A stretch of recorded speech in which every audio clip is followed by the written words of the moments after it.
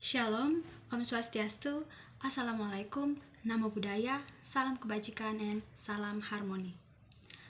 Hello everyone, how are you? I hope you are always stay safe and stay healthy.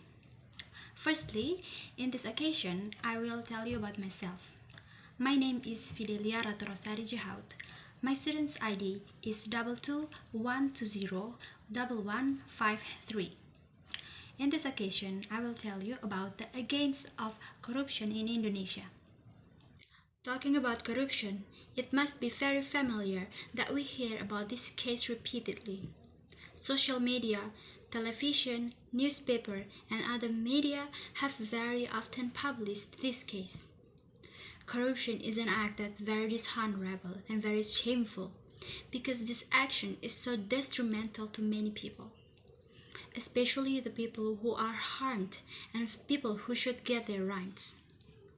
So, before we talk about corruption, let's discuss what the corruption is first.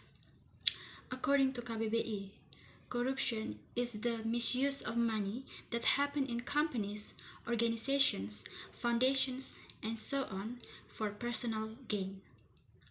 Another definition is a dishonest act committed by a certain person or party, usually by officials, head of agencies, or people in a company who have high position, or also people that related directly to the finance. In Indonesia, we are tired of hearing about corruption cases.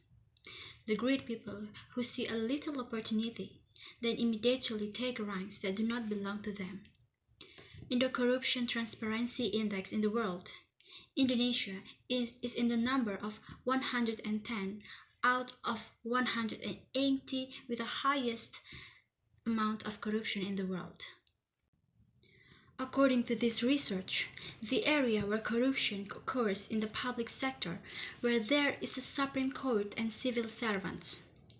The Supreme Court, which is an institution entrusted by the state in judicial affairs, and upholding justice, has become a hotbed for corruptors. One example of a case in the judiciary is inactive Supreme Court Judge Sudraja Dimyati, who was charged with 13 years in prison for his involvement in corruption related to the Simpan Pinjam Kooperatif or KSP Intidana case. Prosecutors stated that Sudrajat received bribes of up to $80,000 Singapore and many more.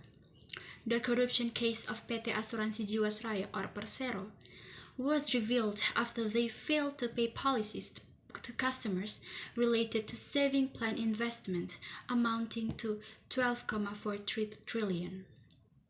As a result of this corruption case, the state suffered a loss of lots of trillion and many more.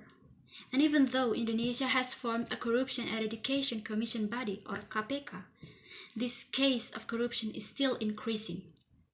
I strongly reject corruption, and I hope that we all pay more attention to corruption cases in Indonesia and emphasize the law, so that people in Indonesia are not always disadvantaged. Remember that the poverty rate in our country is still high, and there are many things and sectors that need to be improved, especially the economic sector. So, in the conclusion, corruption is a bad act. As a good citizen, whatever our job, our status, where we come from, we must remain firm in holding the principle of integrity. As a young person, I reject the act of corruption heartily, and I invite all of us to achieve our dreams and our goals in an honest way.